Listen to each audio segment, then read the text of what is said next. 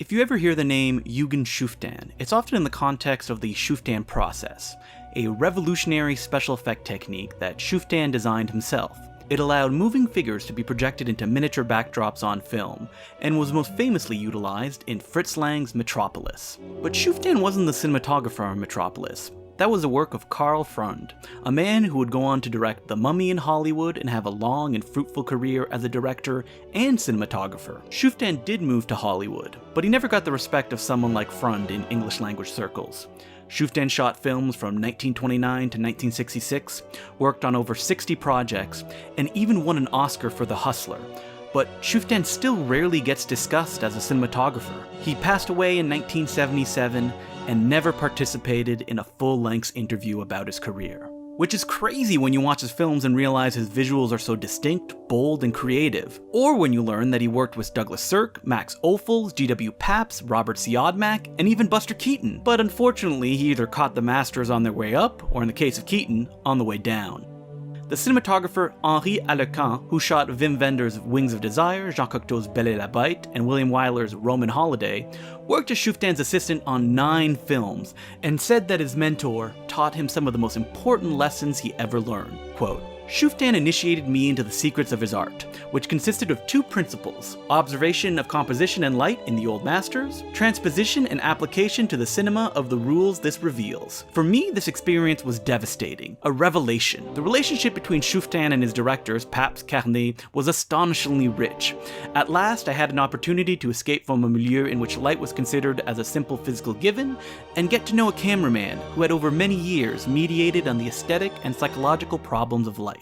End quote. Schüfftan is often pigeonholed as an expressionist cameraman, but that's mostly because he came up around the time when all German filmmaking was tossed under that umbrella. In truth, Schüfftan's style could be best surmised as poetic realism, where the lighting techniques aren't impossible, but just slightly exaggerated, which heightens the mood but doesn't eliminate or shatter the idea of reality. He was one of the first cameramen to be heavily inspired by the work of Rembrandt. He used light to not only illuminate, but also obfuscate to create an emotionally rich palette. He would often shoot actors in the classic Rembrandt style, with half of their faces bathed in darkness, and a little triangle of light under the other eye to emphasize the human presence. He was fond of filling the frame with smoke and backlighting his actors, to generate the illusion of depth in the frame, while still keeping things lush and mobile. His camera often in motion, so there was always the principle of movement within the storytelling. His style, while sometimes obvious, was also very flexible, and he was willing to modify the use of light to better emphasize a story's mood,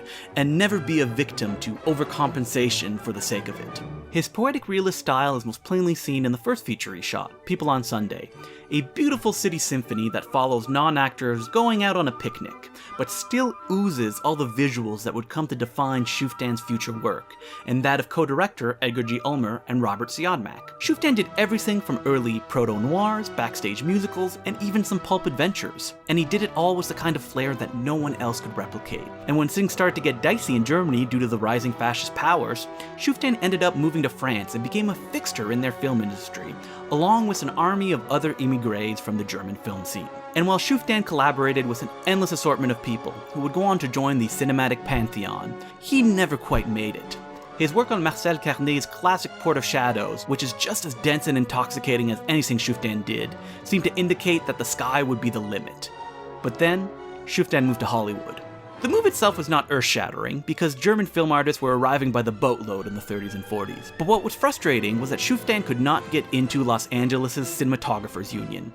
And if he didn't get into the union, he couldn't work as a cinematographer. The reason for his rejection is puzzling, because there were a lot of German directors who came to Hollywood to make movies, and at that point Schüfftan had shot all kinds of films on many different scales. But it sounds like producers would have to sponsor him to get him into the union.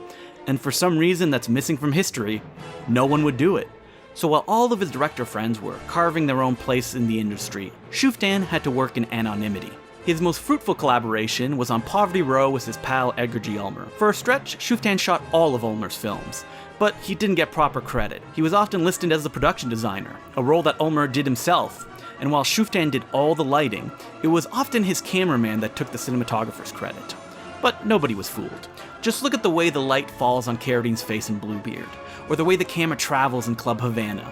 Anyone with even a passing knowledge would realize, yep, that's Schüfftan. Ulmer said in interviews that you could tell if he cared about a project if he hired Schüfftan to work as a cinematographer.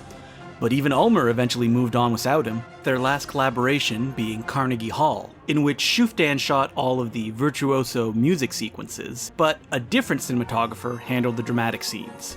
After Schüfftan's unheralded success on Poverty Row, where he even shot Douglas Sirk's surprise hit Hitler's Madman, Schüfftan became an international traveler, still incapable of getting into LA's Union of Cinematographers. He took whatever job came his way, which included special effects work on Dino De Laurentiis' production of Ulysses, shooting the cheapo Canadian film The Bloody Brood, and even working as a cinematographer on a Canadian-set Western television series called Hudson Bay. The show was directed by Sam Newfield, the king of Poverty Row crap, who was known for doing the bare minimum that was necessary, and who logically hated that he couldn't bully Schüfftan out of crafting arty images. But begrudgingly, he couldn't fire him because Schüfftan's techniques allowed him to shoot outside in changing weather without it affecting any of the light, which ultimately allowed them to stay on schedule. It almost sounds like a joke that Schüfftan went from working for Sam Newfield to, a few years later, shooting Georges Franju's stone-cold classic Eyes Without a Face, whose eerie mood is obviously a lot of Schüfftan's doing. Somehow around that time, Schüfftan was able to get into the New York Cinematographers Union, which finally allowed him to use his own name in America, but still kept him from working in LA. His first big English-language gig was as a cinematographer for Robert Rosen's The Hustler. Yes, Schüfftan's first credited job in America got him a friggin' Oscar. Unfortunately, Schüfftan was not able to attend the ceremony due to working in France at the time, and a representative of LA's Cinematographers Union went in his place, because they promised they would let him in if they allowed one of their members to attend the Oscars, which is infuriating bullshit. When Schüfftan's name was announced as the winner, Howard Keel, a Hollywood star with whom Schüfftan had never worked, accepted the award on his behalf, saying, "I don't know where he is." Sadly, following his biggest North American success, Schüfftan was only able to work on a handful of projects due to his failing eyesight. I don't mean to suggest that Schüfftan didn't live a full life, because the man worked often and on many classic films, but it's undeniably frustrating that his wings were clipped at every turn. He didn't even get to shoot a feature film in color! I've only scratched the surface of Schüfftan's work with this little video, but I hope I've made you interested in exploring his filmography further.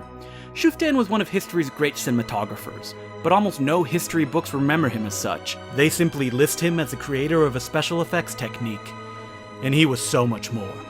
This video would have been impossible to put together without the diligent research of Thomas Rice Williams, whose doctorate on Schüfftan, entitled Tricks of the Light, was an invaluable resource. I recommend viewers who would like to know more to check it out online. It has been posted in its entirety for free on the University of Exeter website.